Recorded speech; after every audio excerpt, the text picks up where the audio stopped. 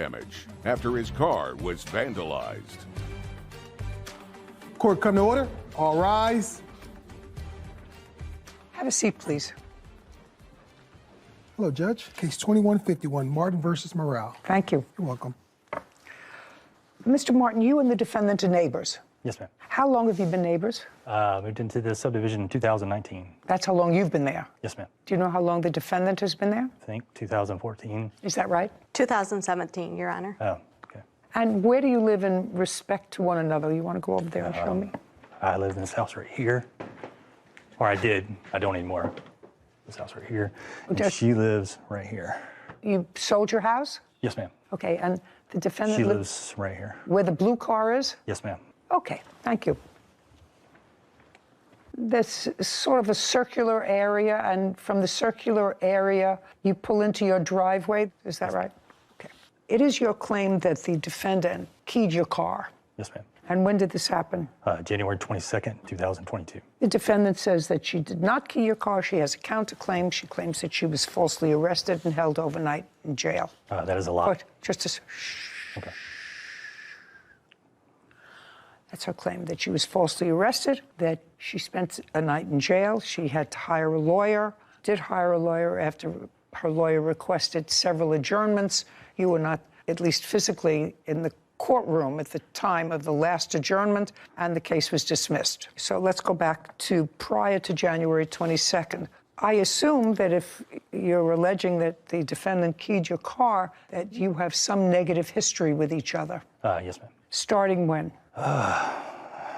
There are so many. I mean, it started out when we moved in the subdivision. They were nice at the beginning, no issues. And then the kids started having, her granddaughter lives with her. Okay, how old is your granddaughter? She's 9 now. She was 8. Okay. They started out having some issues, as kids do. I mean, you know, that happens. You have a child of a similar age? Yes, ma'am. She's 11 now. She was 9 or 10 when Okay. we lived there. And the two children had an issue? I mean, you know, kids argue. No, I understand that. I'm not going into who was right and who was wrong in the kids' argument. I don't really care. But when did that argument between the two children spill over to the neighbors? Well, I guess the final straw was Labor Day weekend of 21, the Sunday before the Labor Day. We came home late. It was about 7 o'clock. We were working, and we told Jillian we were going home for a little bit, and she said, I want to swim in the pool. I said, all right. Jillian is your 10-year-old? Yes, yes. And of course, she said, well, that's boring, Daddy. I want a friend to swim with me. So I said, okay, one friend. That's it, because your brother's going to watch you, and then we're leaving to go back to work. So she goes next door to Patrick's house, which is the next door neighbor, and she asked Patrick to come over and go swimming. He comes over. At the time, I didn't know this. At the time, At the time, the defendant's granddaughter was there. Yes. At Patrick's house. yes, Got it. So your daughter went over and invited Patrick Right. to come and swim. right. And not, You had told her that she could have one friend in the Right. pool, so Patrick left to come swimming, leaving your granddaughter alone. well, she had to go home. She had to go home. Yes. She came home. So just a second. Okay. That's what happened. Okay, you had a grandchild who had hurt feelings. I assume She had actually hurt. went over to go swimming. She thought she was invited too. You had a Then- child with hurt feelings. And I went to ask what had happened. Okay. That's this big hoopla. Okay, now your grandchild comes home. I assume she was upset. Was she crying? Yes. Okay, and that was about what time? In the evening. I honestly can't remember. Okay, and when she came home crying, tell me what you did. Went out and, honey, what's wrong?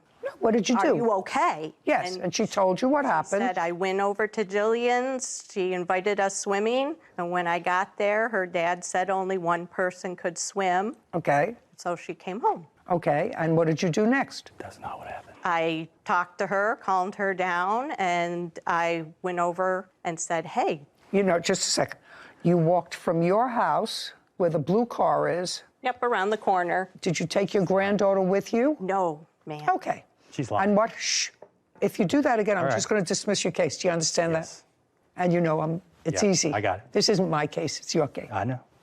So you walked alone to his house. Did you knock at the door? Did you go outside? I want you to tell me exactly what you did. I don't remember if I went to the front door, if I went to where the pool is, and I do believe Mr. Martin was out there. Okay, so Mr. Martin was out there, and you said it in that kind of a calm tone? what happened to my granddaughter, why is she crying? Well, she told you why she was crying when she was home. She told you she was crying because she went over there to swim, and Mr. Martin said you can only have one person swim with you. Which is totally out of character. The children swim together all the time. You mean at Mr. Martin's pool? At Mr. Martin's pool, and if Okay. they need another adult. Just a second. I go So with they swim all the time in Mr. Martin's pool, so you wanted to know what happened on this occasion when he said only one person can swim. Yes. And you said it in just the same kind of conversational tone that I'm talking in, is my question. I was very calm at the beginning, yes. Oh, okay. And so you said to him what happened, and what did he say to you?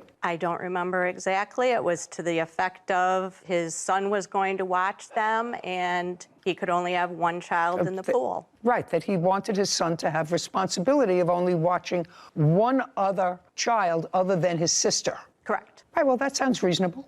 And that's fine. Just a second. So how did it escalate? He said, I only wanted one child in here. My son's going to watch the kids. We have to go back to work. And that should have been it. Why wasn't it? I don't know. So I walked back out and looked at the Pathfinder, and that's what I discovered, the scratch across the back. Bright white, so that indicates that it's fresh. I told her while she was standing there, you're going to jail, I'm gonna call the police. Okay, now I'd like to see the video.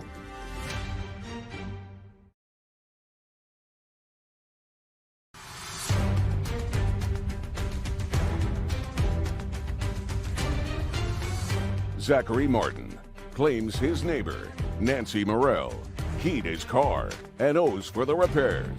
Nancy is countersuing for a false arrest and lawyer fees. Now let's get to your version of what happened. Okay, so you said only one child. Her granddaughter went home. Her granddaughter, who's a little girl, is upset. Why can't I go swimming too? I got that. And? This is a lie. Everything she told you was a lie. Just a second. She did not come to my house. Just a second. She did not come to my house. If you say again it's a lie, I'm going to dismiss your case. Do you understand Yes. that? Yes. I asked you what happened. She did not come to my house. Okay. Her daughter came to my house. Just a second. You mean her granddaughter's mother? Yes. I never talked to her. Before my daughter went over, I had gone over. She did Oh, not. no, just a second. Yeah. Now I don't believe you, Miss Morrell. Now I don't believe you, madam. I watched your eyes. I just watched it. Now uncross your arms. So, her daughter came over first. No, Yes. I Well, went she over. never- I don't want to hear you. She never came over. The daughter came over. She bypassed my front door and went to the side gate where the pool is. She told my son to go get me. To go get you. To go get me.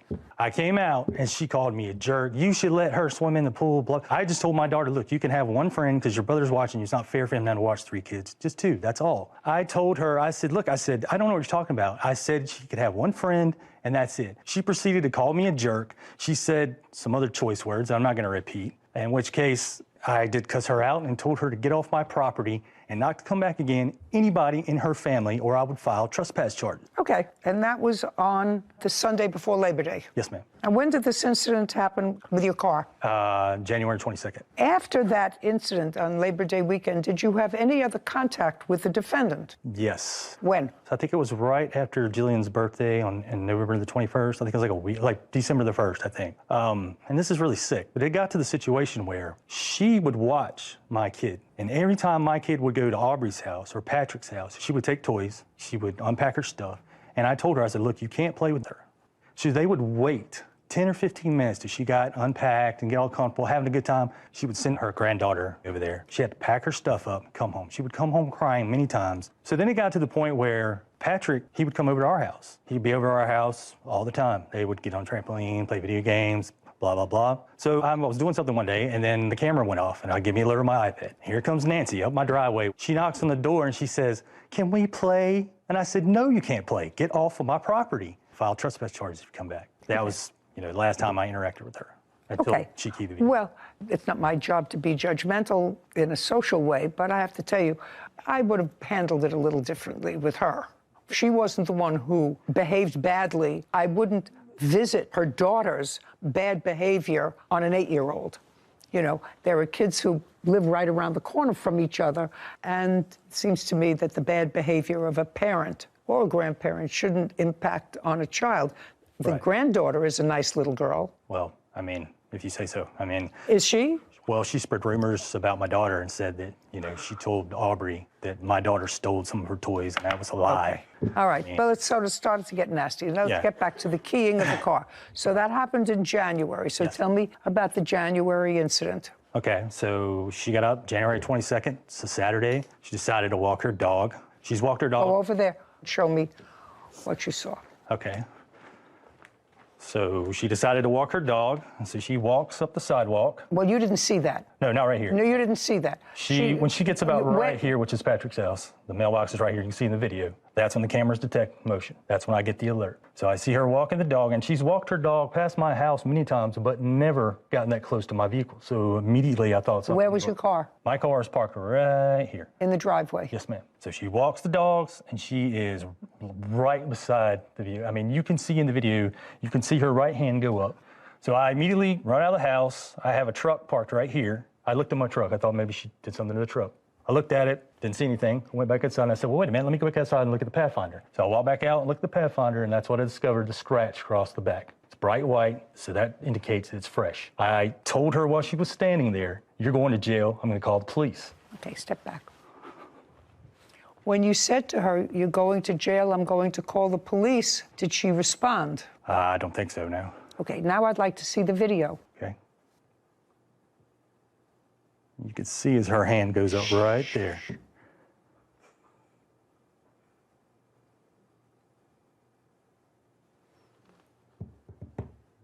I'll take a look at it again. Is there any reason that you stopped behind his car? Is there any reason? Stopped to sniff, I stopped with him. You see her right hand right there. I'm moving my arm as I walk. Yes, and that's where the scratch is. Okay, can I take a look at the photographs of the scratch, please?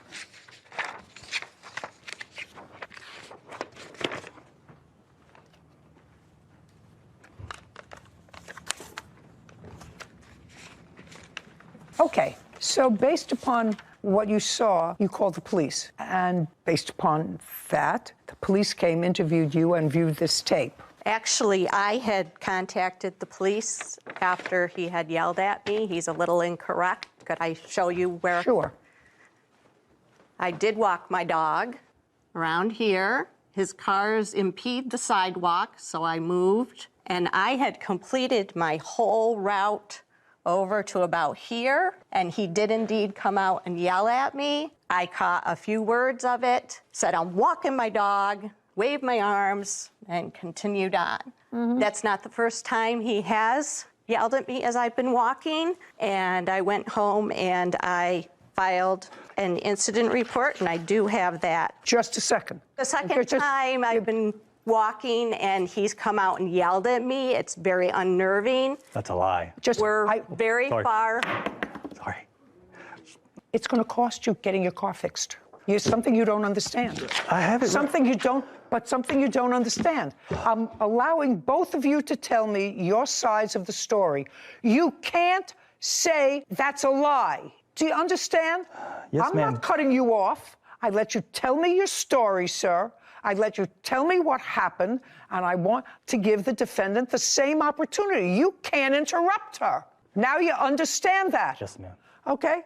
I will tell you what I don't understand, Miss Morell. You see, if I had got into a kerfuffle with him, which you had, because he said you and your granddaughter, which I actually think was socially wrong with regard to your granddaughter, but with regard to you, he doesn't want you there, right? I wouldn't walk up a cul-de-sac to go past his house. If it were me, I see plenty of space where you can walk. You can cross the street from your house and walk in the street the other way. And then when you come back, you can walk the other way. You don't have to go inside that cul-de-sac to walk anywhere near his house. That's looking for trouble.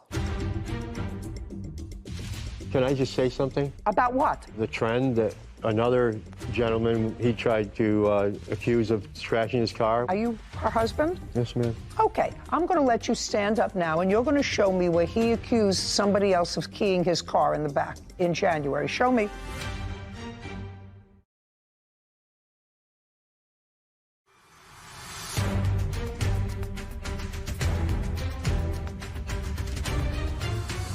Zachary Martin is accusing his neighbor, Nancy Morell, of keying his car. Nancy is countersuing for a false arrest and lawyer fees. So you have a counterclaim, and your counterclaim is for false arrest. He didn't arrest you. The police arrested you. And the police arrested you based upon what they believed, after looking at that video, was probable cause that a crime was committed and probable cause to believe you participated in the commission of that crime, which is vandalism. He didn't make a citizen's arrest. The police made an arrest. And not only did they make an arrest, but they were serious enough to have you get a lawyer. Your counsel went in. I assume your new counsel asked for an adjournment. I assume your new counsel, you were there. I believe so. I was not there, ma'am. I waited out in the hall, and my lawyer represented me. Fine. So I assume that you knew that your lawyer was going to ask for an adjournment. The lawyer didn't prepare you for trial, did he? No. No. Your Honor. So he was.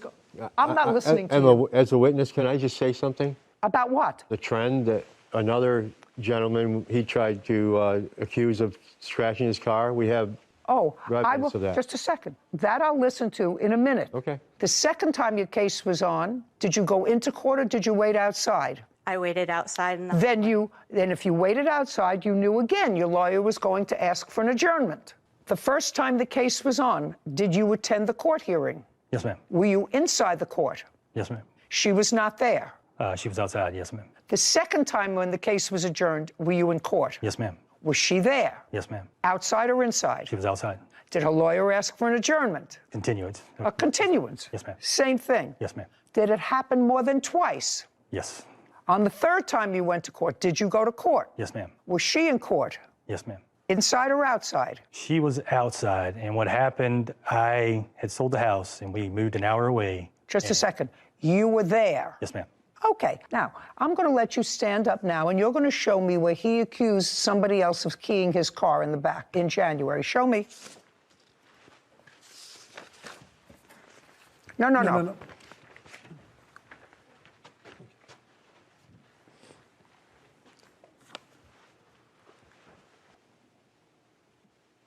Well, this says that on January 18th, which was 4 days before this incident, you reported another vandalism to a Nissan Titan. Yes, ma'am. Is that the car that you saw her key or believe she keyed? No, ma'am, that's a different vehicle. That's what I thought. That's a different vehicle. That has nothing to do with this car. Well, the gentleman that he accused it of, he didn't even have arrested or didn't want to press charges. Just a second. Okay, so now I'm going to let you stand up, and I'm going to give you my end of the riot act, because if this is what you're deluding yourself with, I'm going to tell you. He didn't have video of anybody on the 18th around his car. In your wife's case, sir, he had prior experience with her. She had no business walking right in front of the house when there are plenty of other places to walk. If they are not on great terms, he had every right to call the police, show them the video, and they had every right to arrest her. Do you understand that? I understand that, but Good. that doesn't This has prove nothing. that she scratched the vehicle. That doesn't prove that. Just a second. That's what a trial is for, sir. That was up to a jury. What your wife is suing him for is for false arrest. He didn't arrest her. The police arrested her. Now sit. May I see the invoice? Have you had the car fixed? Yes, ma'am, I have an estimate, and I also have the police report. where I'd like to read see her own both. words. I'd like to see both.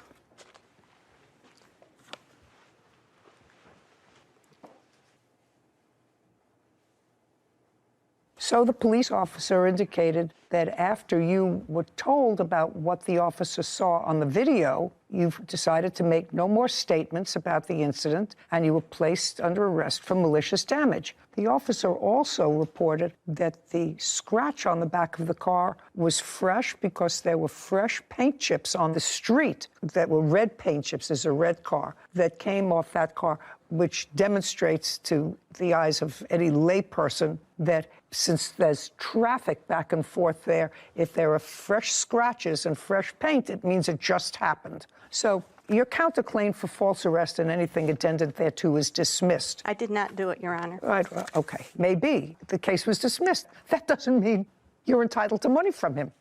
Police had probable cause to believe that a crime was committed and probable cause to believe that you committed that crime. The rest of it is up to a jury. So you have a beef with the police department, not with him. They had an absolute right to arrest you. I'm not giving you $2,500 for this scratch, sir. Get it out of your mind. Do you understand? Why not? It's not a $2,500 scratch. I mean, that's an estimate from a body shop. $500. Judgment for the plaintiff. We're done. This court is adjourned. Well, she was incorrect because I did not do it. You know, we took an oath when we went inside to tell the truth, and she lied repeatedly, and she got mad at me when I said that's a lie, but it was a lie. That he saw me walking by and looked at the car and said, oh. The next day I called the police to see what happened, and they informed me they arrested her. I thought they were there because I had called about him harassing me, and then all of a sudden they just said, you scratched his car. And I said, no, I didn't. I think she should have stayed in jail longer. They placed me in custody. The lady does nothing but lie. She's a liar. It was horrible. I actually thought his behavior when the defendant brought her granddaughter over subsequently and said, can't she play? Because evidently there are 2 or 3 kids who live close by and they always played together. All of a sudden, the granddaughter is excluded from that play. There's a certain amount, as a parent, he should have had some sense of that and said, well, of course they can play, but your daughter owes me an apology. You know, if you're behaving like an adult, your daughter owes me an apology. I tried to do a responsible thing. I didn't want to let my son watch more than one stranger child in a pool, which is absolutely smart because, God forbid, something happened to one of those children, they would certainly turn around and sue him. Yeah. So he did the responsible thing. Was it hurtful to the other child? Yes. According to him, his daughter was playing at Patrick's house. She came over and said, you can't come, because they're little children. They don't understand. You can't come. Only one person can come. But you're a grown-up. So understand how that could be hurtful to an 8-year-old. Anyway, I think that they both behaved badly, and he's very smart to have moved out of that. Out of the cul-de-sac, out of the neighborhood. Yeah, could you understand why she would walk her dog there? Yeah, I agreed with you that if you've already had even just a hint of distaste with any of your neighbors, I just walk on the other side of the street, just avoid it. And this seems like a perfectly avoidable house in the cul-de-sac. You actually have to go into his loop in order to make the loop. So I don't know. I think both sides questionable, but I'm glad that he got something that you were willing to give him for his car. Yeah, get your car fixed reasonably, and the police absolutely had a right to arrest her. Yeah. There was a complaint. They looked at the complaint. They saw the damage. They saw it was fresh. They saw her right there on the video. They had a history of bad feelings between them. They had an absolute right to arrest her. Yeah. Too bad. I feel sorry for the little girl. Suing her ex-boyfriend, James Stewart, for travel costs and a loan. Court come to order. All rise. Have a seat, please. Hello, Judge. Case 2102, Peterson versus Stewart. Thank you. You're welcome. Ms. Peterson, you and Mr. Stewart met online. Yes. You met Mr. Stewart, and according to your complaint, a romance developed, and there were 2 things that you believe, now that the romance is over, that he owes you. One of them is a loan that you made to him for $1,000. Now, Mr. Stewart does not deny that you gave him $1,000, correct? No, ma'am. Your defense is that it was a gift. Correct. And not made as a loan. Okay. On what date did you and Miss Peterson start to date? We never dated. We actually wasn't through no dating site. Just somehow, coincidence, we came through. Did you see her? I met her once in person. When? When she paid for a hotel for my birthday. Give me the date. January 30th. Of this year? Yes, ma'am. So you met for the first time in January of 2022. Tell me about the $1,000. If you're playing with your papers, you're not going to hear where we're going. Okay. The $1,000 at that time, I was been struggling with heart disease, which I just got out the hospital for having a heart surgery last Friday. So financially, my dealership was a little bit under the burden. So I asked her if she would help me. And when did you ask her? Was that in January? No, ma'am. That's a couple months later. All right. So that would be in March. Yeah. And the only time that you ever met her was in January. I met her once, other than that, when she gave me the money. Other than that, it was just normally her texting me, how you doing? Do you want to meet up? Okay. So you met personally twice. Correct. And after January, you didn't see each other personally, just by messages. And that's when you asked her for money. And you were going to tell me why in March you asked her for money. I understand that you just recently came out of the hospital, and while I'm happy to see you looking well and healthy, it's really irrelevant to this case. Yes, ma'am. Okay, so why did you ask her for $1,000?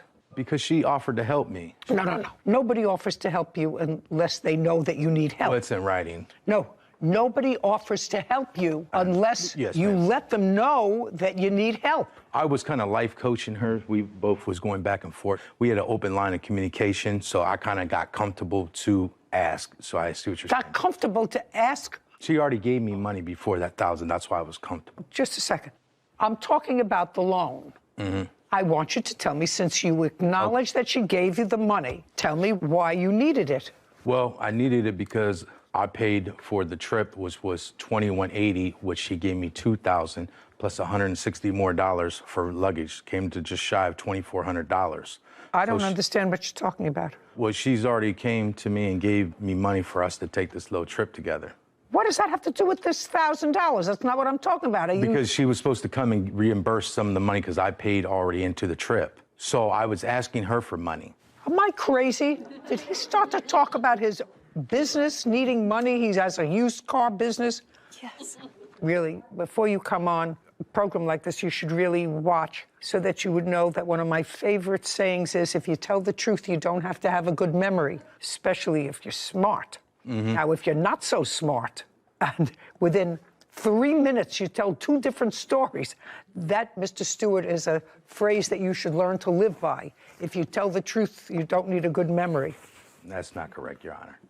Well, that's only because you wouldn't know the truth, because you have been introduced to the truth. He says, the $1,000 at that time, I was struggling with heart disease, which I just got out of the hospital for having a heart surgery last Friday.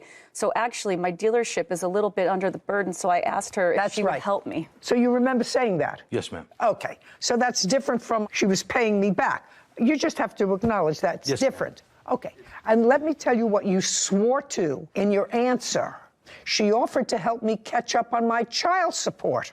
On a phone conversation, yes. I just asked you one simple question, sir. You acknowledged she gave you $1,000. What was it for? So now I have 3 reasons. 1, your car dealership was a little bit of a burden. 2, she was returning your money to you. And 3, you were catching up on your child support. Those are the 3 things that I have in front of me. Yes, ma'am. Is it door number 1, door number 2, or door number 3? Whichever one you would like, ma'am. So far it's $1,000 for the plaintiff. Now, whether it was for school or whether it was for your children's support, she's not responsible for your children's support. You're responsible for your children's support. Have you ever met his children? No. She doesn't even know your children. No. Do you have a child support order? No. She asked me to marry her, though. Just a sec. I asked you a question, Yes, not ma'am. her. Do you have children? The answer is Yes, I have children, yes, ma'am. Yes. This is not a dance. No, I'm just This is saying. not a dance. Yes, ma'am. You lead, I lead, I always lead. Yes, ma'am. Later. You had some trouble with your finances, and you had serious debt. What kind of work do you do? I'm a credit collections agent. Not a good thing when you're a credit collections agent.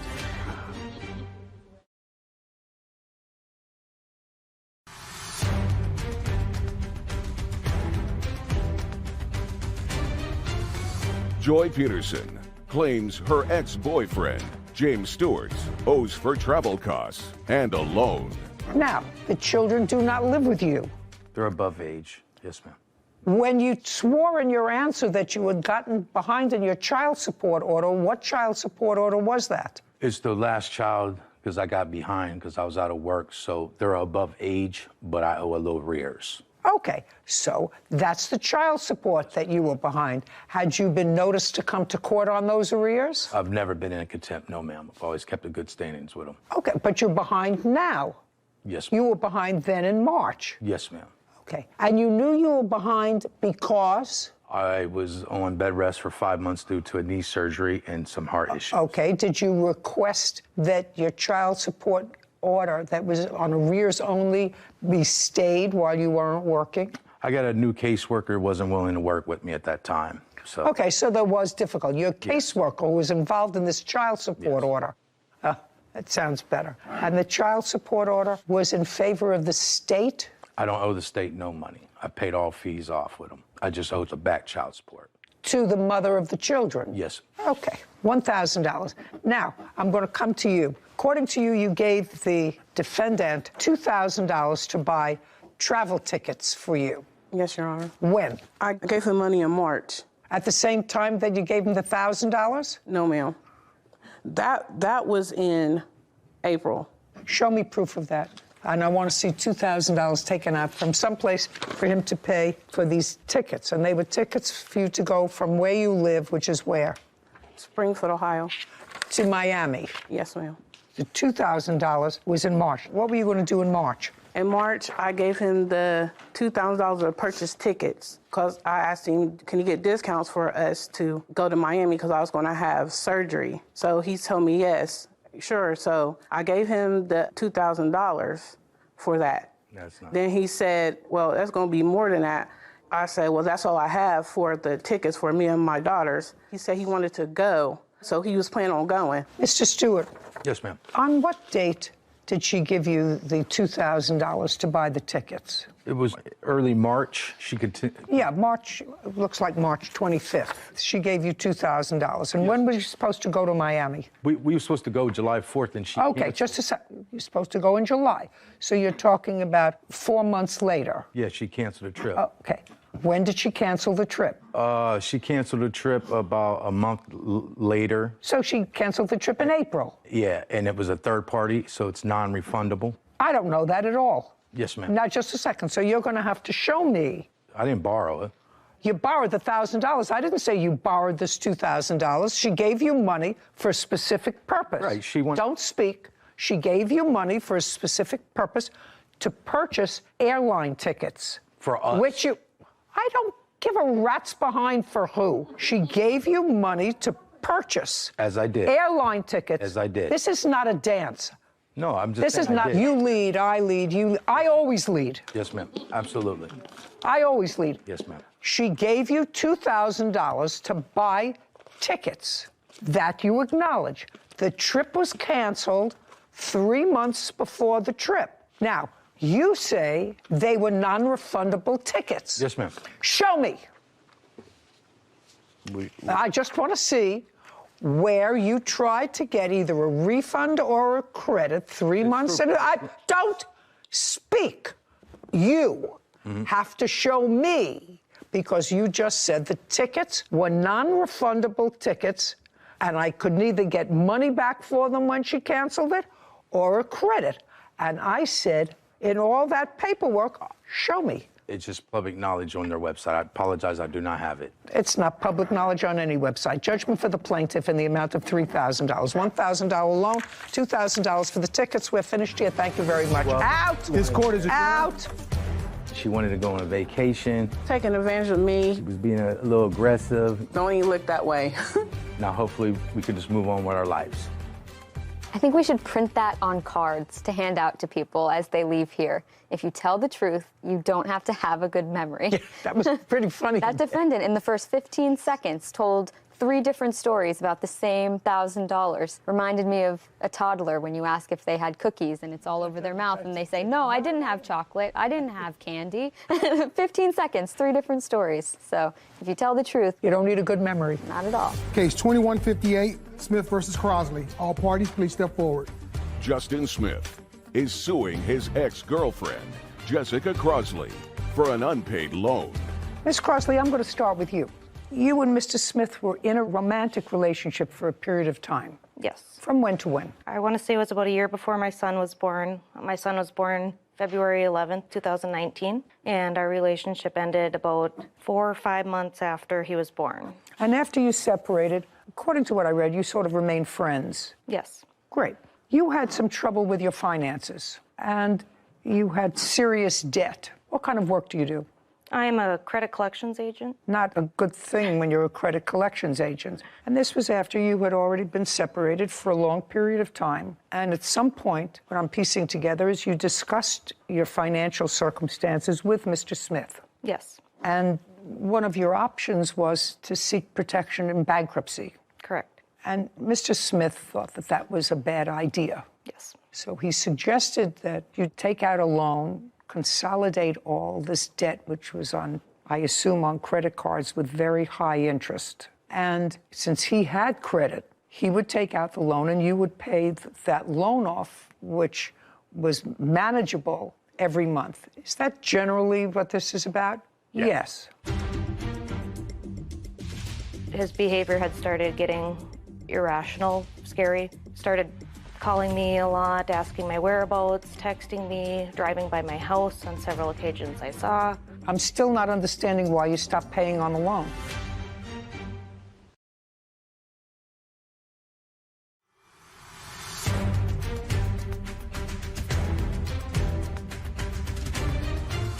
Justin Smith claims his ex-girlfriend, Jessica Crosley, owes for an unpaid loan. Mr. Smith did take out that loan, month and year. March of 2022, this year. What were the payments each month, starting in March or April, principal and interest? He had told me that it was $500. Told you they were $500. He took out that loan, and am I correct, Ms. Crosley, that you paid off your credit card debt? Yes. And you paid off your debt with the loan that he took out? Yes. And you did, in fact, create a situation where the money, because you were employed, would come out directly from your bank account to go to pay off the loan to his bank account. Yes. And you did that in what month? That was started, I believe, at the end of April or beginning of May. And how many such payments did you make? Biweekly payments, I believe I made about 6. Thereby acknowledging that this was a loan. At some point, you stopped making the payments. What month did you stop making the payments? In July of this year. Why? So I had started seeing my current boyfriend. This is not a social show. Just tell me why. So I had to take a day off of work to file for an order of protection. Why did you have to take a day off from work to file for an order of protection? Because I was advised to by a police officer I spoke to. Okay. And I assume against him? Yes. Okay. Give me the incident. Okay. So in July, when I started seeing my current boyfriend, Justin had expressed that he wanted us to get back together. And I had told him, no, that was not going to happen. And then his behavior had started getting irrational, scary, started calling me a lot, asking my whereabouts, texting me, driving by my house on several occasions I saw. And then there was an incident on July 19th where I had allowed his mother to take my son to a play, and she was supposed to drop him off back to me. And instead of dropping him back off to me, she had dropped him off with his father at his work. And then I got a call from Justin yelling, saying, "Where are you? What are you doing right now?" And I'm like, "Well, I'm on my way back home. Your mom's supposed to drop off Braden." He's like, "I have Braden. I'll meet you at your house." So I said, okay. We got to outside my house, and then he pulled up next to me and then started screaming out of the car, like, "Where were you? What were you doing?" I was like, "I was spending time with Anthony, my boyfriend." And he's like, "I'm taking Braden. I'm not going to give him back to you." And my son's crying in the back seat. And I said, "No, you give him back to me. It is my day to have him." And he drove away. He later called me and said I could meet them at Dairy Queen. So I met them there. I got out of the car. I went up to my son. And as I was getting him in the car, Justin had walked up to my car and started yelling and swearing at me. And as me and my son started driving off, he threw a milkshake at my car, which scared me and my son very much. Okay, good. And you filed for an order of protection. You had a trial on the order of protection, Yes. and the judge dismissed your order of protection. Yes. After the trial. Yes, ma'am. Okay. I'm still not understanding why you stopped paying on the loan. So when I had lost my job. You lost your job when? The next day. The incident happened on the 19th. I had to take the 20th off to file for the order of protection. The 21st, I was let go. Oh, that had nothing to do with you being let go. Nothing. I just want to know why you stopped paying on the loan. You stopped paying on the loan because you lost your job? Are you working now? Yes, I just started working. Well, did you start paying him back? No. So Why? Also in July, when all these incidents happened, Justin had stopped paying for daycare, which was our agreed upon child support payment. We don't have a court order for child support, but he had been paying all of daycare. I cover all of his other finances. So that was an agreement that you had, that he would pay for daycare? Yes. Okay. And he stopped paying in July? Yes, he started only paying half of daycare. Okay, so let's go back. He started paying for half. Yes. How much was he supposed to pay per month? $560 would was the full amount to daycare each month. Okay, and he had been paying that. In July, he cut it down to? To 270, I believe. 80. 80. Okay, so he wasn't completely not paying. He was paying part of it. Correct. Tell me why you cut the payments in half, because you have a counterclaim for that. Yeah. So in July, we started a custody case for full custody of our son. You're talking in July. Who started the custody case? I did, Your Honor. Okay. Did you retain a lawyer? I did. Is that case still ongoing? It is. Well, then I'm not entertaining anything about the daycare because you have that case in family court. The court there will make a determination as far as future child support and whether or not this daycare should have been paid. So you have no reason for not paying the loan. I was planning on filing bankruptcy. Okay, but you didn't. You didn't file for bankruptcy. You did the smart thing. How much is left on the loan? It's in excess of $12,000 or $11,000. What interest rate is on that loan, by the way? 36%, I believe. Current balance as of November 30th, $12,631. How is a 30% loan better than her credit cards? She had some loans in excess of 800%. From whom? Or over 500%. These were online lenders. Oh, wow. Okay, you have a counterclaim. Harassment, daycare costs is out. Lost wages because you say you had to take a day off to file a protective order and you were fired? Nonsense. Harassment, let's hear it. And don't go back to anything that you told the judge during the hearing that you had where he dismissed your application for an order of protection. Okay, well, the order of protection. Okay, that was... They're just shh. Well, if that's the testimony, it's already been adjudicated. A judge using the same measure of proof that I would use dismissed your case, so I'm not relitigating that case. Judgment for the plaintiff in the amount of $10,000. Thank you. This court is adjourned. I believe he was angry that I started a relationship with somebody. I think the restraining order was part of her defense as to why she didn't want to pay me back anymore. I was ready to file bankruptcy, and he had offered to take it out for me. You know, at the end of the day, the loan is still agreed upon and still needs to be repaid. I think that that's a good lesson, that you can't use the court systems and restraining orders to get out of a loan that you have really no excuse for not paying except for you lost your job. And I just think it's tricky. I think that a lot of defendants come in here and think that they can just say, I didn't have the money and so I don't have to pay it. But that's not the case. What's most interesting to me is these 800% or 500% or 100% interest-bearing loans. I know, it's something. Where did that come from? It's something I've seen recently in the past couple of years. It seems like every online shopping venue now has some form of loan payment or loan offering or sign up for our loan program. And I'd never seen that before. And if you don't read the fine print, you could get stuck in, just like the defendant here, with a lot of those. Karen Heckendorf is suing her homebuyer, Dante Zarzosa, for an unlawful eviction, extortion, and emotional distress. Court come to order. All rise. Have a seat, please. Hello, Judge. Case 2156, Heckendorf versus Zarzosa. Thank you. You're welcome. Miss Heckendorf, who is this gentleman? This was an attorney I hired in Mexico, kind of in the middle of the night when... He's an attorney? In Mexico. Okay. And my witness. Okay. So, trying to piece this complaint and answer together. You purchased a home from Mr. Zarzosa? No, Your Honor. He purchased a home from you? Yes, ma'am. Okay, got it. He purchased a home from you in Mexico? Yes. Where in Mexico? About 5 miles north of Rosarito, maybe 10 miles south of the border. How long have you owned the home? I owned the home about 5 years. How much did you pay for it? When I bought it was $180. How much did Mr. Zarzosa pay for the house? $245. On what date did he purchase the house? February the 9th. Were you present at the closing of the house? I was. When you closed on the house on February 9th, how much money did you receive? I was supposed to receive... No. You were supposed to receive $245,000. How much did you receive? I received a cashier's check for $15,000. 15? $15,000. I received cash, $4,500. And I received the next day through a wire transfer 4.6 million pesos or something like that. I have the paperwork. Just tell me what that translated to in dollars. It was $220,500. Okay. Well, if you have proof to how much the translation of pesos to dollars is, that means that you got a total so far without the down payment. Did he give you a down payment? Yes, $5,000. I was paid for my house. I was paid for my house. No, I understand that, but this is the problem.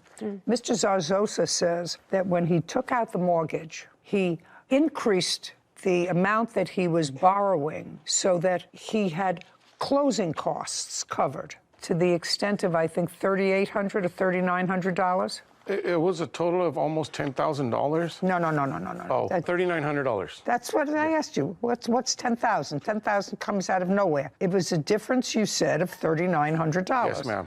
And so he wanted from you the difference. Well, the realtor gave me... Not the realtor. He wanted from you... The realtor told me that.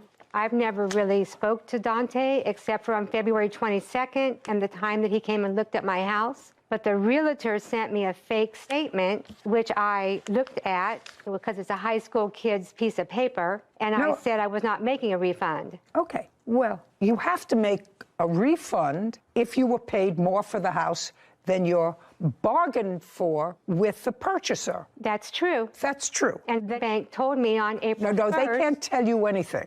Oh, really? If they documented something to you, then I'll read it. But you can't tell me what a bank told you. First of all, banks don't speak. Now, I'd like you to get what Mr. Zarzosa is handing me. This is from the bank.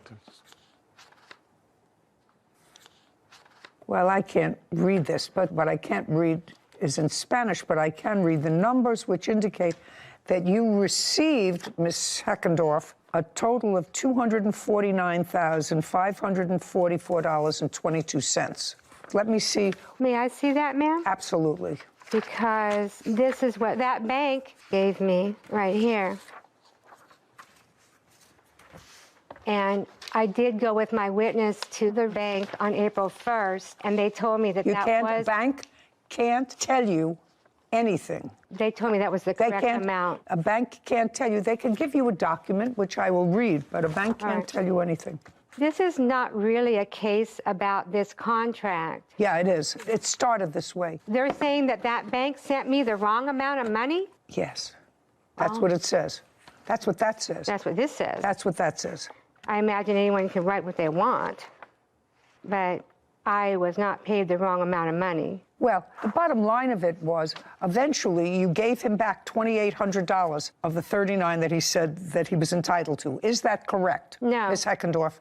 No. You never gave him $2,800? I signed a contract and gave him $2,800 under duress. He took my dogs and my cat, and he took my property. I want you to understand what I'm saying to you. When I ask you a question, I expect an answer. You gave him $2,800, and you gave him the $2,800 because he believed and told you that he had taken out extra money in order to cover his closing costs. And you got that money, and he wanted that money back because he was going to have to pay for it through his mortgage. I have never heard that these were closing costs. This is the first I've heard about closing Well, costs. I'm going to tell you this. I'm going to never heard about closing costs. Stop talking. Stop talking. Okay. And I'm keeping it very simple. Okay. You're going to want to keep it very complicated, and I, madam, are going to keep it very simple. So the bottom line is you stayed in the house for free.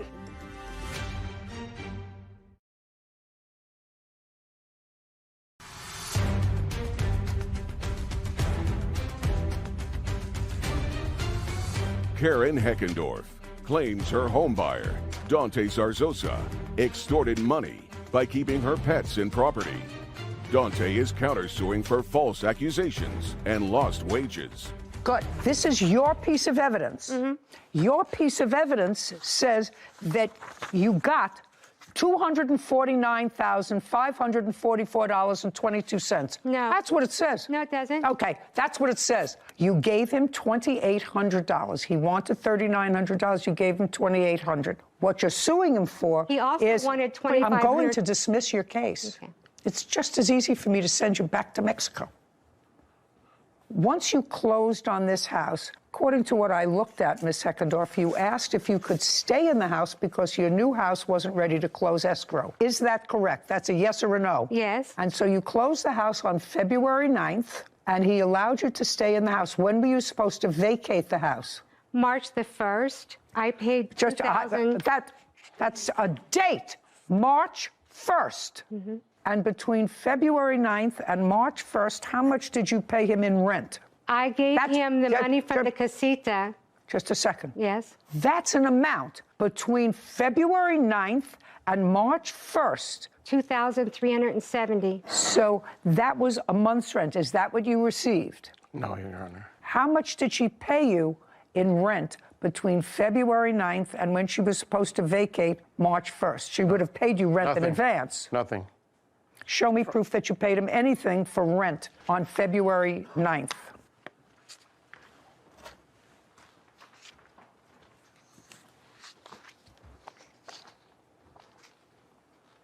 Did you ever receive from this agent $2,370? No, Your Honor. Well, do you know who he is? Yes, I do know. That's the realtor that represented both of us on the purchase. And you never received, this was on February 9th. He acknowledges, he signed that he received $1,620 as in for the last month's rent and $750 security deposit, as well as prorated rent of $120. I don't know what prorated rent is for. It was for the end of January. They moved in a few days before. Who moved in? The people that rented the casita. And that's part of the house? Yes. What is that? I have two houses on the property, the one I lived in and the casita.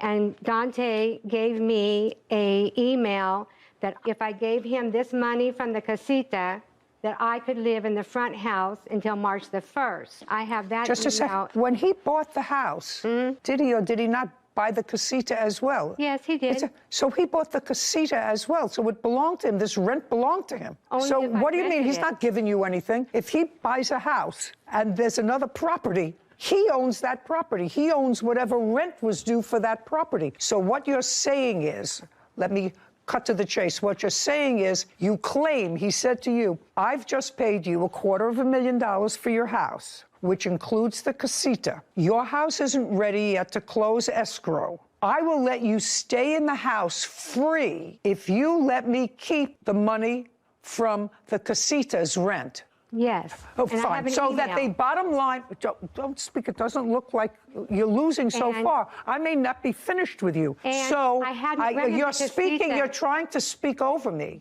Well, And I'm keeping it very simple. Okay. You're going to want to keep it very complicated, and I, madam, are going to keep it very simple. So the bottom line is you stayed in the house for free from February 9th or 10th until it was supposed to be until March 1st. That was your understanding. You were staying in his house for free. I didn't have to rent the casita.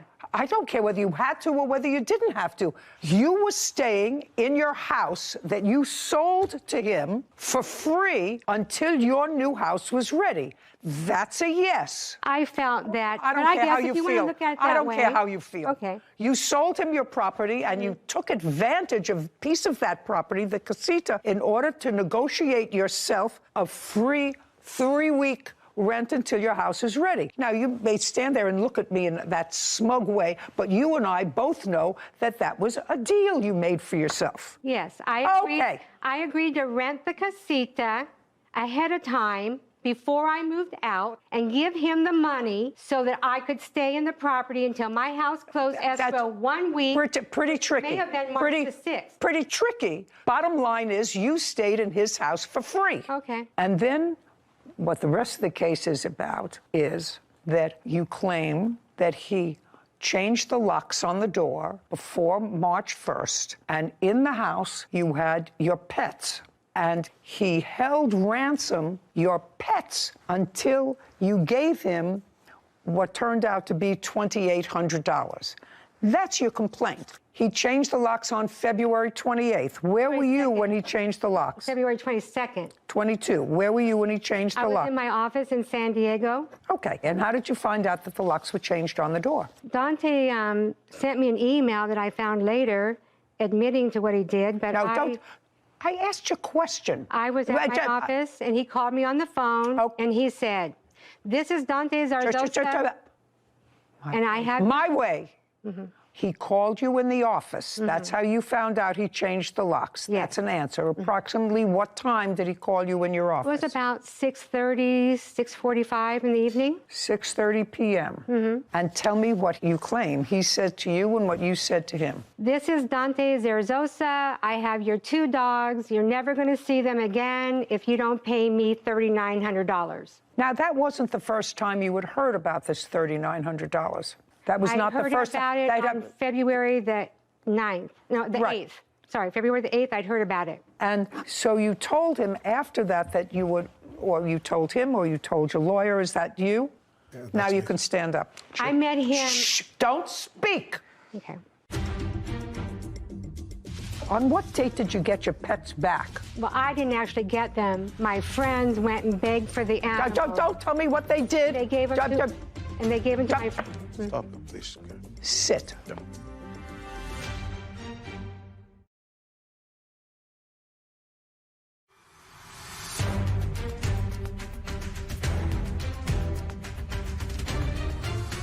Karen Heckendorf has accused her homebuyer, Dante Zarzosa, of extortion by threatening her pets.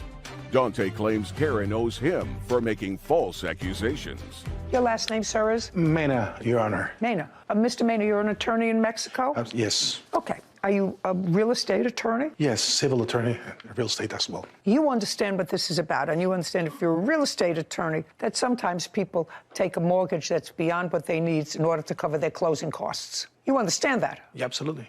Okay.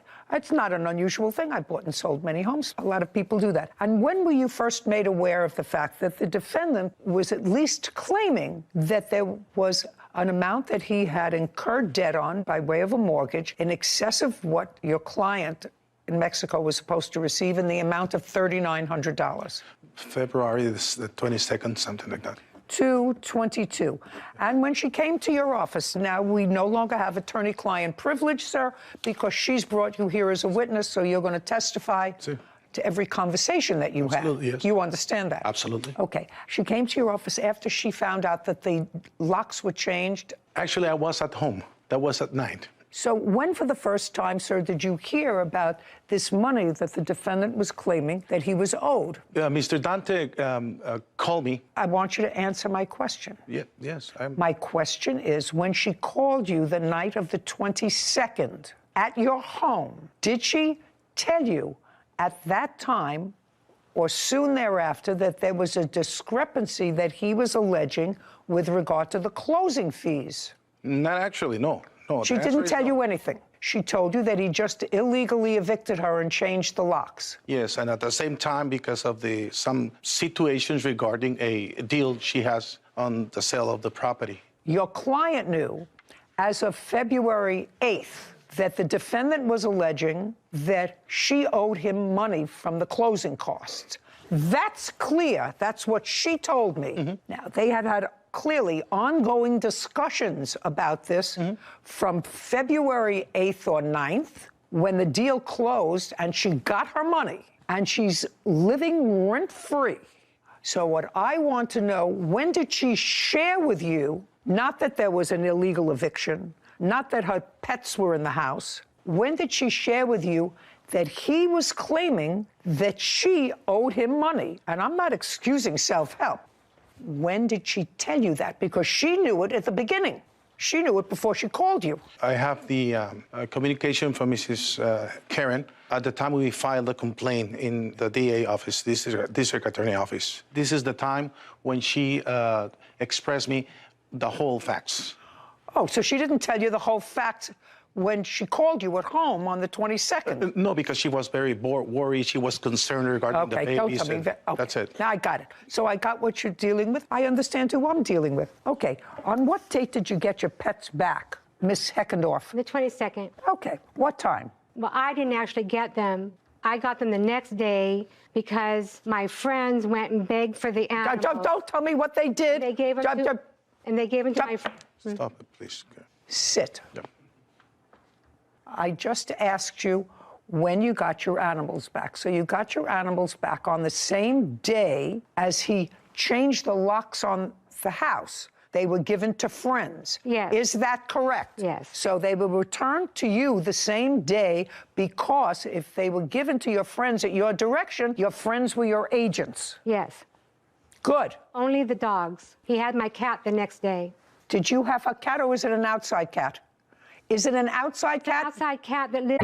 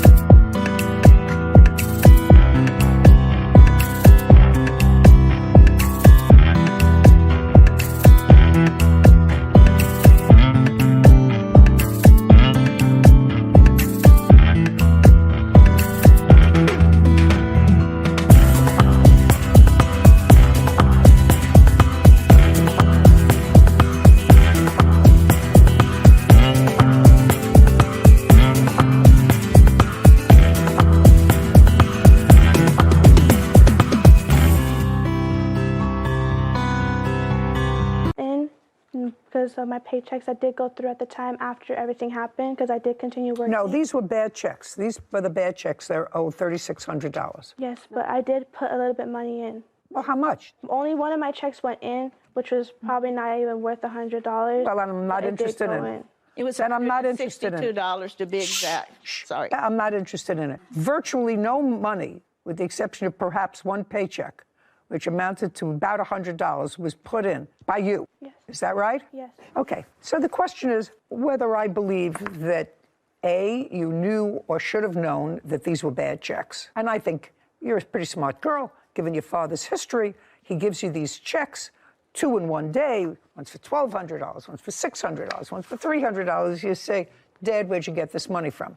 And if you're putting your money into the bank, your money from work, which is a very good thing, that's fine, but I'm going to save up that money. I'm not going to buy electronics. I'm not going to buy anything else for the house. What I'm going to do is save that money, or at least see what happens with it. So I would have said to myself, this doesn't look right.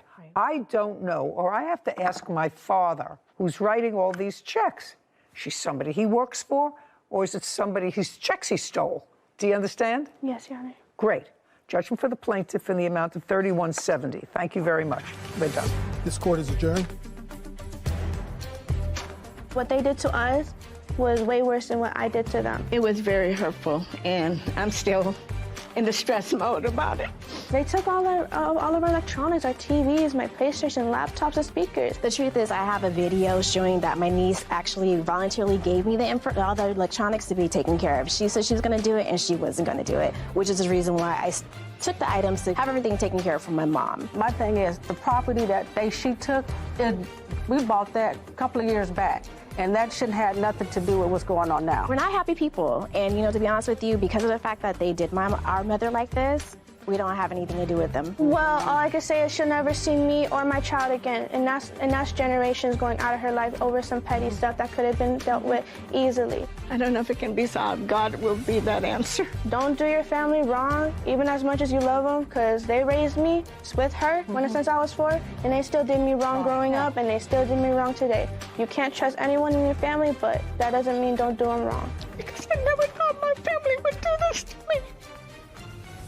Another great lesson in the dangers of co-signing anything for a car, for a dog, for a bank account, because I'm sure the great-grandmother plaintiff would not have accepted checks from her previous son-in-law, knowing his background and knowing, at least she would have asked the follow-up question.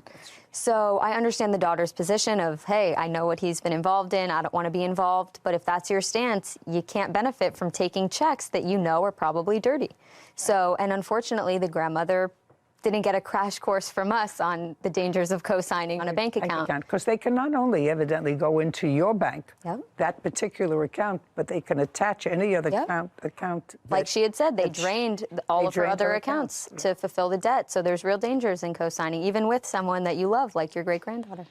Burke is suing her former friend, Freya Brown, for vandalizing her car and an assault. Court come to order. All rise. Have a seat, please.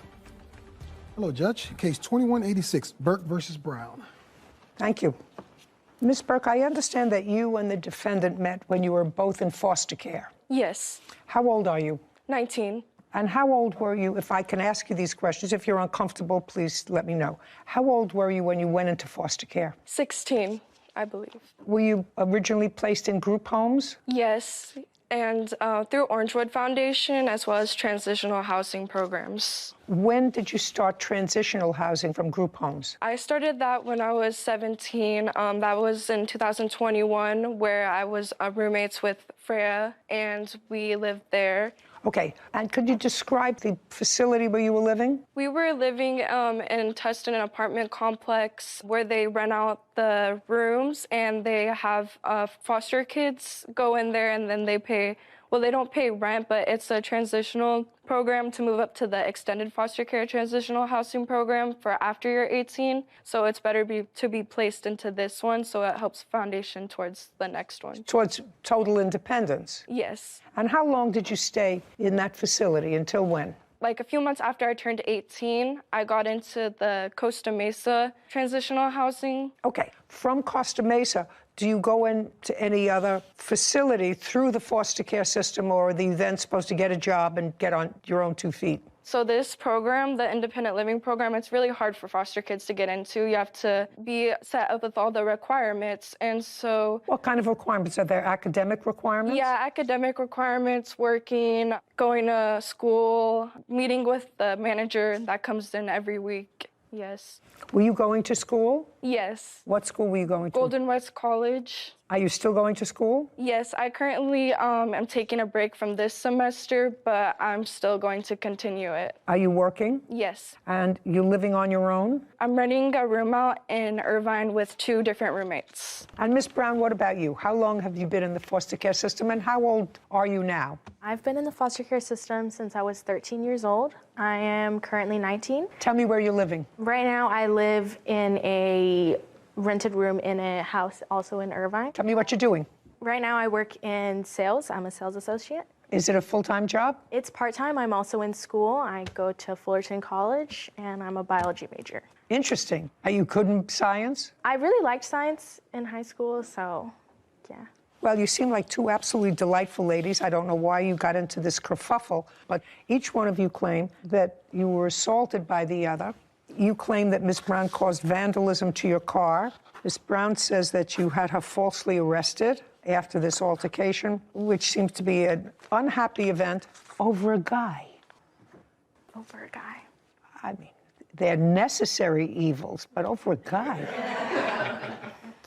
2 lovely girls who probably weathered a lot of storms in your life to keep together that most 15, 16-year-olds don't have to do.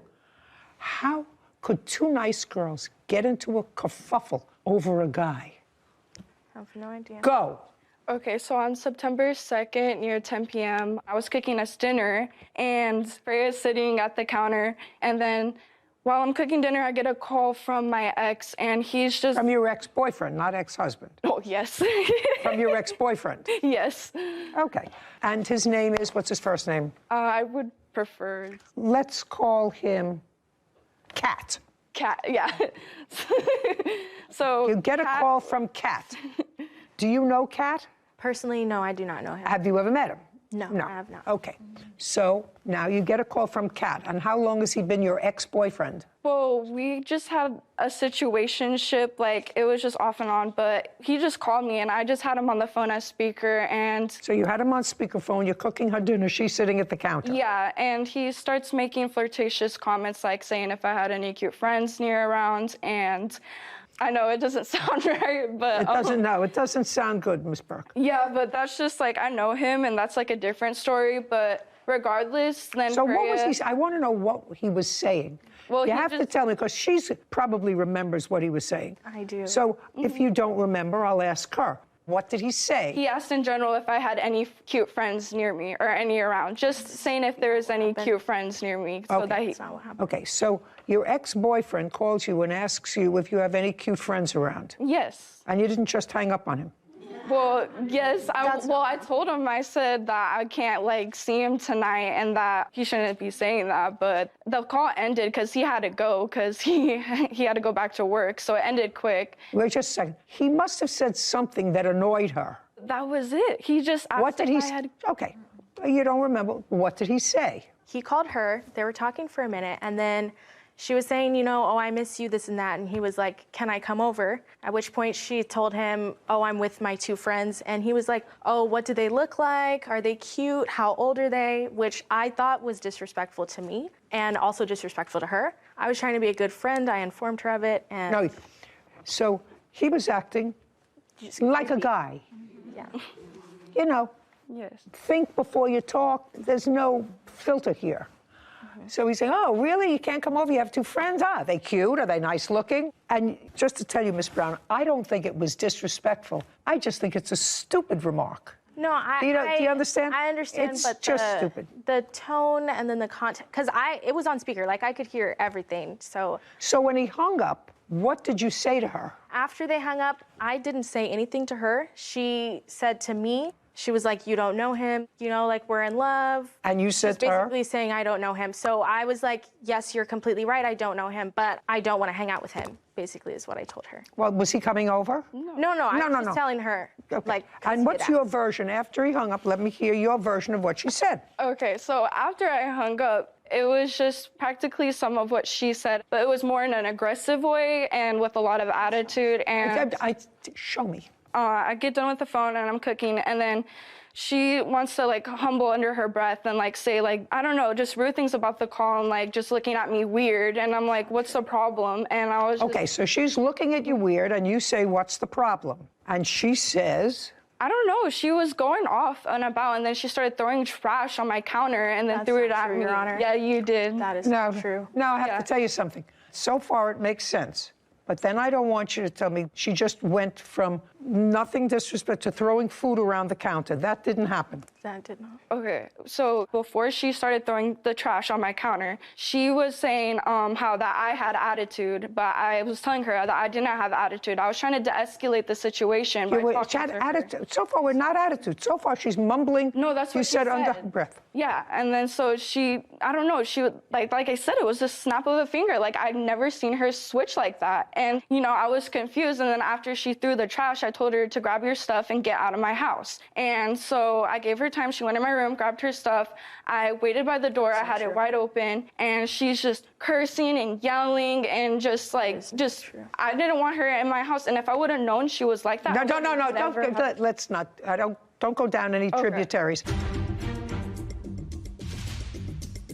When you got out to the car, she had a brick in her hand. Was there any damage to the car? Yes, I have photos, proof to the left driver's side, and there's a video as well of the neighbor's Ring camera showing her vandalizing my car. Okay, I'll see the video.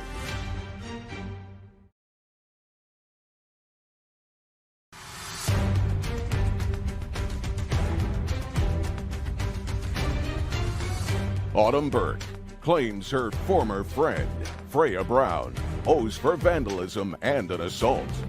Freya is countersuing for an assault and filing a false police report. There's a piece that I'm missing from this story, but let's say they're following your timeline. It probably makes sense as you got into an argument, You said to her, you know, he's really not that way. He's really a nice guy, and I love him. And she said, well, somebody who really loves you doesn't say, I want to come over and hang out with your two good-looking friends. That could escalate into something that's angry. Your Honor. Well, the thing is, when she did mention those things, they weren't calm as you expressed. Yes. They were, no, they weren't. They were very aggressive. They could have been aggressive, but that's, they could have been aggressive. I didn't see a reason why it should have been that way at all. Listen, I'm not saying I agree with you or not, but I'm saying that common sense dictates to me that if you're on the phone with somebody that you still like, and that you're an on-again, off-again, and you can't come over today because I have two friends here. Oh, really? You have two friends? Maybe I'll come over and hang out with your two friends. She found that disrespectful. I actually find it disrespectful to you and disrespectful to him. You really have nothing to do with it, Miss Brown. Somebody else was being a schlemiel. No, I mean, I wasn't saying like... Okay. Yeah. All right, so now you tell her to get out, open her things. She's out the door, and? Well, no, she's not out the door yet. So then I have the door wide open. She comes, and then we're still, like, argumenting, and I'm trying to get her out of my house. She pushes me, and then I go back into... Yes, it is. I go back into the door, and then she starts hitting on my arm, like, hitting me, so I'm, like, defending back, and it was just crazy. Like, I didn't realize I had the door wide open for her to get out, like, peacefully. And okay, so that she didn't pushes happen. you, she puts her hands on you, you put your hands on her, pushing. And up until that point, there's a lot of maybe pushing, touching the arms, touching the hand, but nobody is injured. Is that a fair statement, standing at the door? Well, I got assaulted because I have the pictures to show that my nail came off. No, I'm asking you a question. Yes. Up until that time, did your nail come off during that time? Yes. Was it a real nail or a fake nail? Both of my nails came off. Like, it was on the same finger. You had a fake nail over your real nail. And it both ripped off. Okay. I'll take a look.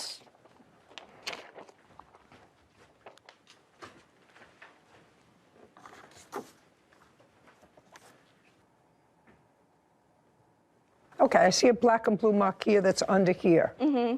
Right? Yes. And this is on your hand. Yes. What was this? From blocking her hitting me. What was she hitting you with? Just her hands. Like, she was just like a cat fight. Like, she just went crazy. And so I was defending her out, trying to get her out of my house. Okay. Did you respond to her hitting you? Yes. Yes. Do you have any photographs? Yes, I do have I'd like to take a look.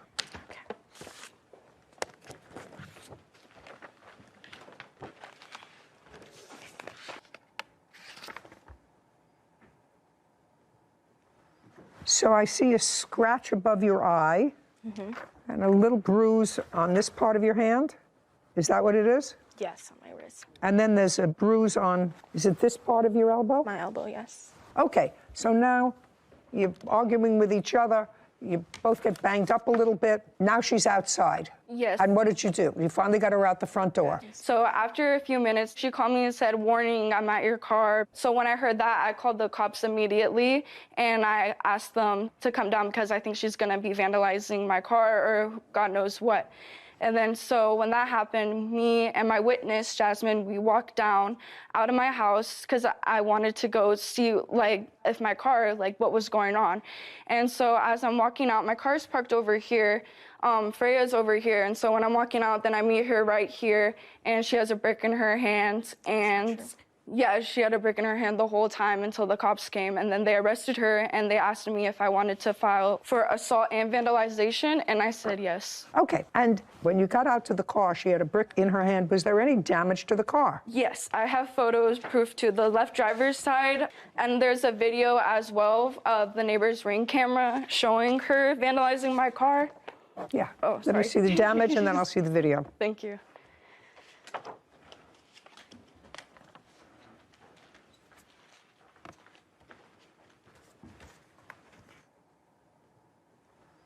Okay, now I'll see the video. Okay.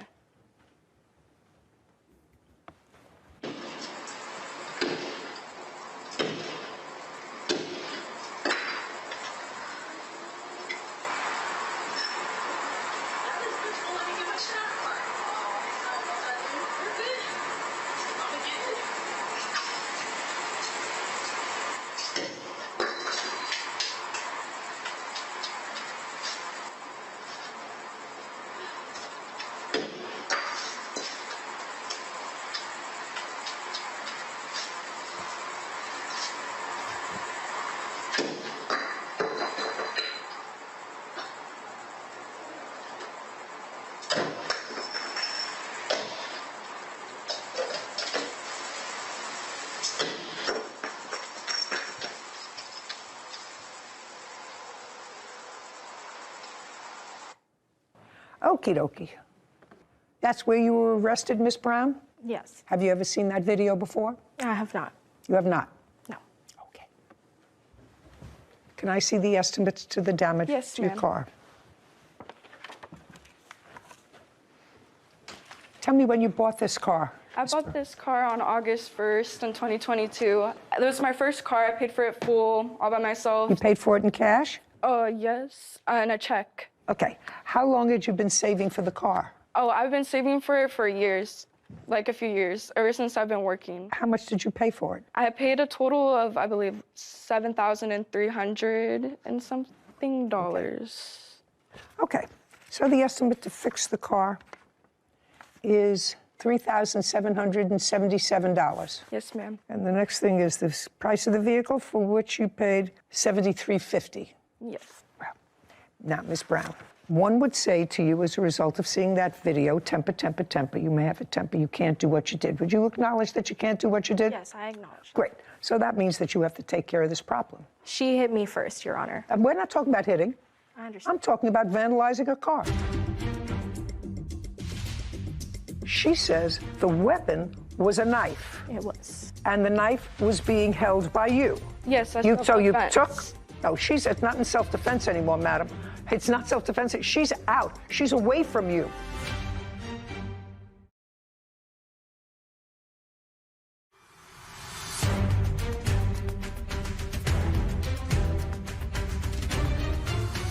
Autumn Burke has accused her former friend, Freya Brown, of vandalism and assault.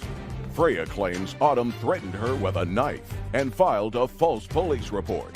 Neither one of you were hospitalized as a result of this assault. You got a couple of black and blue marks. Two girls also had a threatened fight, me with a and knife.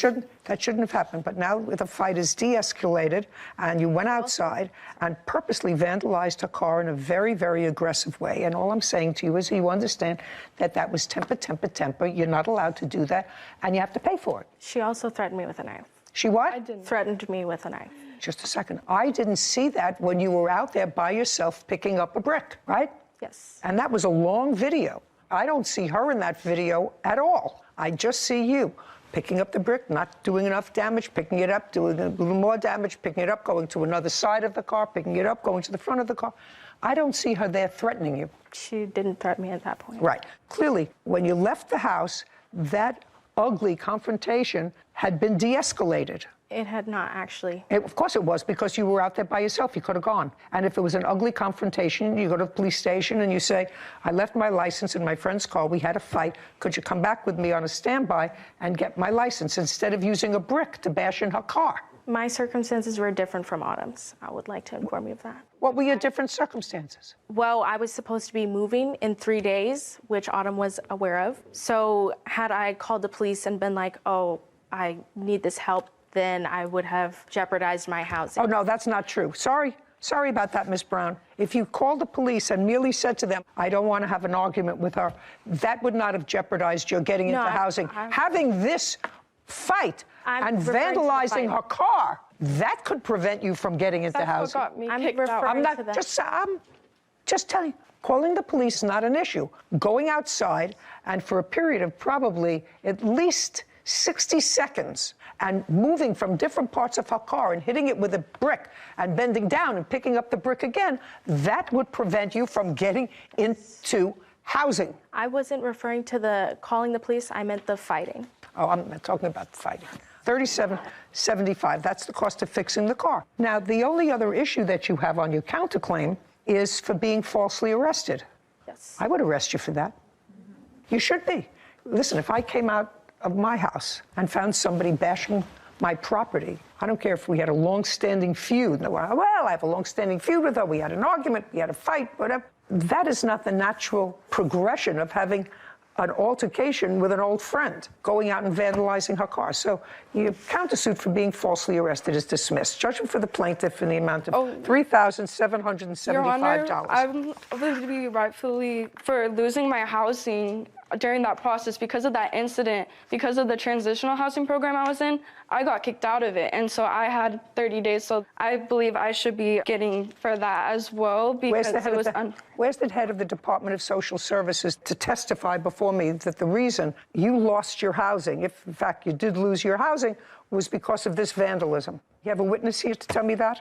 I have the 30 days notice, if that counts. May? Yes. I'll take a look. Oh, here it is.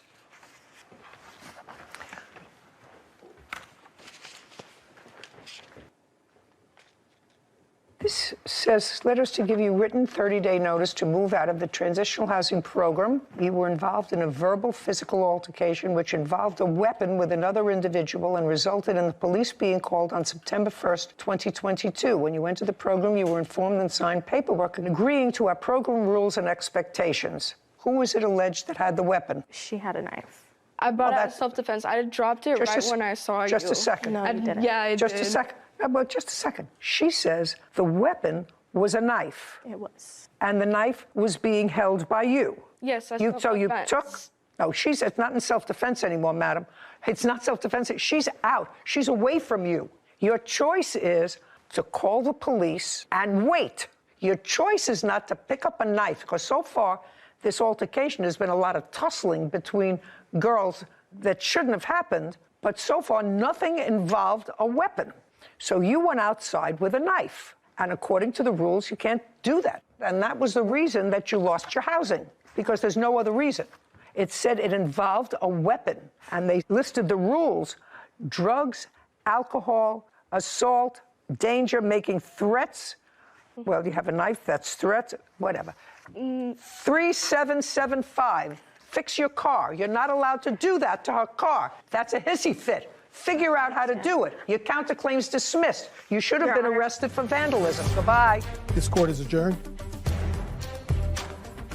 Well, I was in shock. ঠিক না হলে ওটা ঠিক করে নেবেন। Hello দিদি ভাই, উমা দিদি ভাই রিপ্লাই কমেন্ট করেই যাচ্ছে খুব সুন্দর। উমা দিদি ভাই এসে রিপ্লাই কমেন্ট করছে। নমিতা দিদি ভাইকে বলছে হ্যালো দিদি ভাই। জমজমাট 16, আচ্ছা দাদা 9। ঝড় বৃষ্টির মাথায় দিয়ে গেলাম তোমার বাড়ি, আচ্ছা অনেক অনেক ধন্যবাদ দিদি ভাই। আচ্ছা অপূর্ব আজকের লাইভ দাদা 10, আচ্ছা কথা শোনা যাচ্ছে বলেছে আমার শ্যামলদার দাদা ভাই। অসংখ্য ধন্যবাদ শ্যামলদার দাদা ভাই। ওয়াচিংটা কমে যাচ্ছে, আবার ওয়াচিংটা বাড়াবেন। কি লিখবো মামা? আচ্ছা কি লিখবো ভেবে পাচ্ছ না? আমার বড় ভাইকে ওয়াচিং এ দেখতে পাচ্ছি, কেন কমেন্ট করছে না? কথা শোনা যাচ্ছে ভাই। আচ্ছা ভালোবাসা রইলো। আচ্ছা পাইন্তর স্বপন, কি নাম এটা সঠিকভাবে দেখতে পেলাম না, চলে গেল উপরে। প্রিন্টার স্বপন, কেমন আছো দাদা ভাই? ভালো আছি দাদা ভাই, আপনি কেমন আছেন দাদা? 12, খুব সুন্দর কথা শোনা যাচ্ছে। অসংখ্য ধন্যবাদ মোজাহিদুল ভাই, ভালো আছি ভাই। দাদা 13, আচ্ছা কেমন আছো দিদি ভাই? আচ্ছা দিদি কাজল দিদি ভাই না, কাজল দিদি ভাই মেয়ে কমেন্ট করছে এটা আমিনুল ভাই।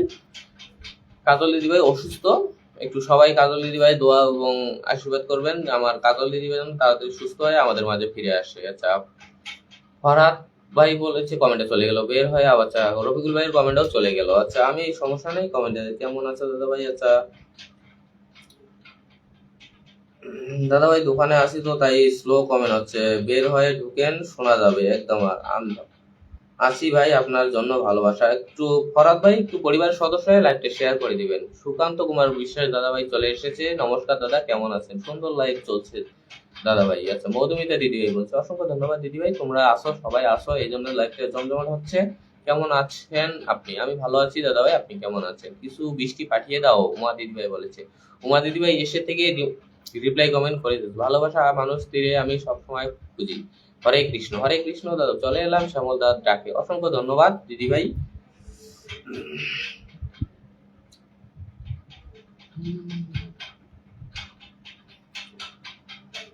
নাজিয়া আপুকে স্বাগতম জানাচ্ছে আমার রফিকুল ভাই।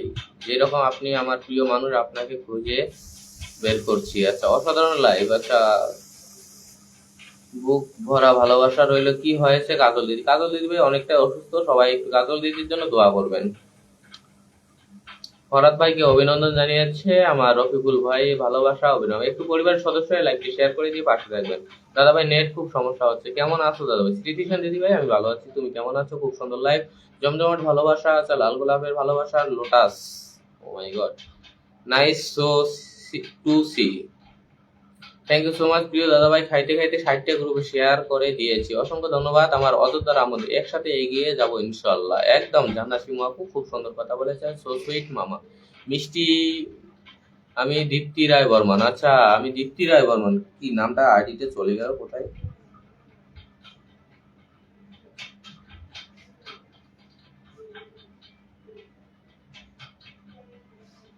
কমেন্টটা খুঁজে পাচ্ছি না।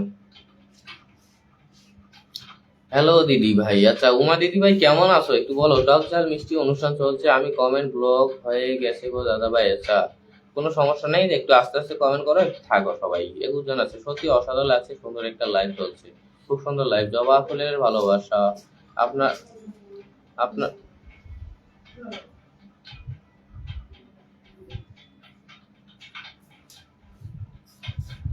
আমার এমডি মুজিবুর রহমান ভাই 50টা ফুলের ভালোবাসা দিয়ে আমাকে বিলাই বানিয়ে দিয়েছে। Oh my god, thank you so much আমার মাই ডিয়ার বিগ ব্রাদার।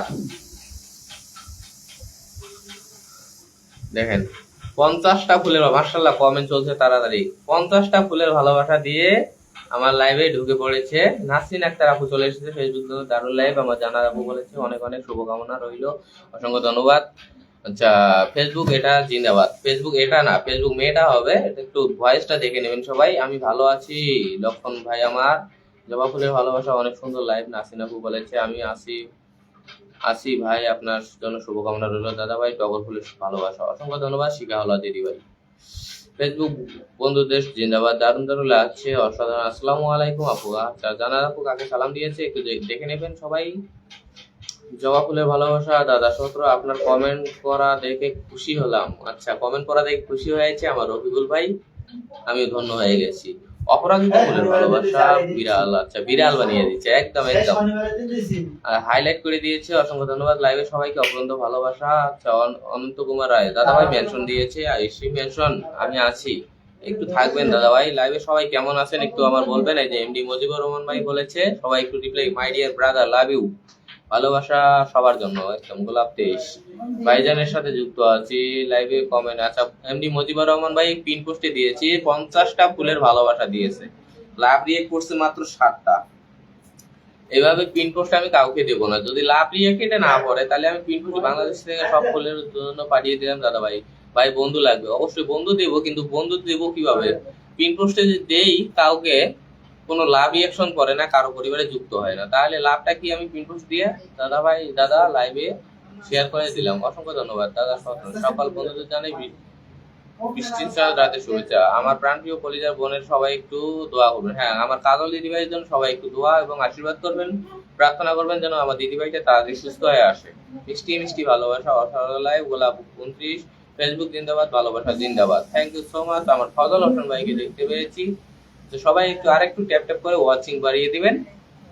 কি দারুণ লাইভ চলছে, ও মাই গড। ও রফিকুল ভাই অসংখ্য ধন্যবাদ। দাদা ভাই কেমন আছো বলো। আমি ভালো আছি। রূপসা দিদি ভাই তুমি কেমন আছো? আমি আছি এখনো। নিবাসা দিদি ভাই সবাই থাকবে সবাই। আমি কাউকে বন্ধু বানাতে পারছি না, ব্লগ হয়ে গেছে, ফলো হয়েছে, ওটা 72 ঘন্টার মধ্যে ভুলে যাবে। গোলাপ 32 দাদার সাথে যুক্ত আছি, অসাধারণ। আচ্ছা নমস্কার নমস্কার, আমার বৌদিমণি চলে এসেছে। নমস্কার বৌদিমণি, কেমন আছেন? দাদা ভাই তোমার কথা কিছু শোনা যাচ্ছে না। আচ্ছা বৃষ্টি হচ্ছে হয়তো, হাইলাইট করে দিচ্ছে আমার বড় ভাই। বিতিকা দিদি ভাই ওয়াচিং, যারা ওয়াচিং এ থাকবেন প্লিজ, ওয়াচিং এ না থেকে নিচে এসে কমেন্ট করবেন। জমজমাট আজকের অনুষ্ঠান, থ্যাংক ইউ সো মাচ। আমার হাবিবুর রহমান ভাই শুভ সন্ধ্যা, কেমন আছেন? আমি ভালো আছি বৌদিমণি, আপনি কেমন আছেন? মুজিবুর রহমান ভাইকে অভিনন্দন জানাচ্ছি। আমার রফিকুল ভাই বলছে অপূর্ব আজকের লাইভ, কমেন্ট দেখে না। আচ্ছা কমেন্ট দেখছি। আমার সুকান্ত দাদা ভাই ভালোবাসা অবিরাম, আমি যুক্ত আছি। নমস্কার দাদা ভাই, নমস্কার। জমজমাট একটি সুন্দর অনুষ্ঠান চলছে, আমিনুল ভাই বলছে, অসংখ্য ধন্যবাদ। প্রিয় ভাই আমার টক দইয়ের ভালোবাসা। দাদা সব বাসার সবাই কেমন আছে? ভালো আছে। তবলা সাহেব ভাই আপনি কেমন আছেন একটু বলবেন। দারুণ লাইভ। গোলাপ 38 আমাকে দেখতে পাচ্ছেন দাদা ভাই? আচ্ছা মহেন্দ্রনাথ দাদা ভাই আমি দেখতে পাচ্ছি, কেমন আছেন একটু বলবেন। অন্তহীন ভালোবাসা, জমজমাট বহুত সুন্দর লাইভ, ফলো করে এসেছি দাদা ভাই। হাত শো করছে না, আপনার লাইভটা যে শেয়ার করবেন সেটাও করছে না। আপনার পরিবারে যাওয়ার মতন কোন রাস্তায় নেই। কাইফা আপুকে ফুলের শুভেচ্ছা জানিয়েছে রবিকুল ভাই। জমজমাট 33 গোলাপ। আচ্ছা ভেরি নাইস নাইস, অসংখ্য ধন্যবাদ দাদাভাই। রাতে খাওয়া হয়েছে তোমার? না দিদিভাই, আমার রাতে খাওয়া হয়নি, আমি লাইভ শেষ করে। দাদাভাই আমার কমেন্টে দেখতে পাচ্ছ, তোমার কিছু শুনতে পাচ্ছি, কমেন্ট দেখতে পাচ্ছি দিদিভাই, অসাধারণ, আমি ভালো আছি দাদা। আমার আশিস কুমার দাদাভাই কেমন আছে? বদিমণি একটু বলো। দাদা গোলাপ, আচ্ছা গোলাপ, সাদা গোলাপ 2 কেমন আছো বোন? কাকে বলেছে একটু দেখে নেবেন। দারুণ হচ্ছে সাদা গোলাপ 3, ভালোবাসার চলমান।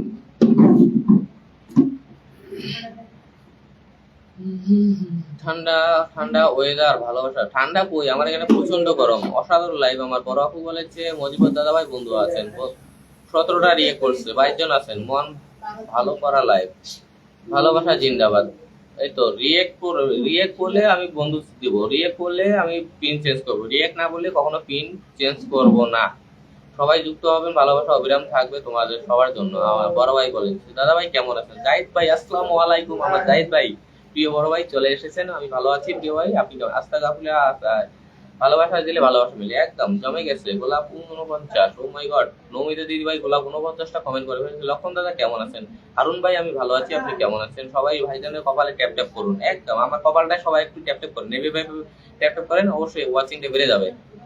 ভালোবাসা দিলে ভালোবাসা মিলে। হাবিবুর রহমান ভাই বলছে অসংখ্য গোলাপ 51। আচ্ছা কমেন্টটা একটা ডিলিট হয়ে গেল, হয়তো কোনো মিষ্টি হয়ে গেছে। যেখানে অনুষ্ঠান চলছে। আমার রূপসা দিদি ভাই বলছে আশিস দাদাও ভালো আছে। কোথায় আশিস দাদাকে দেখতে পাচ্ছি না। আগে শেয়ার পরে চেয়ার, একদম ঠিক কথা বলেছেন হাবিব ভাই। সুস্মিতা প্রশ্নজিৎ মেনশন করে দিচ্ছে। প্রিন্টার শরণ ভাই অসংখ্য ধন্যবাদ। জমজমা ছত্রি সুক্তিপন কেমন আছো? নৌমিতা দিদি বলেছে।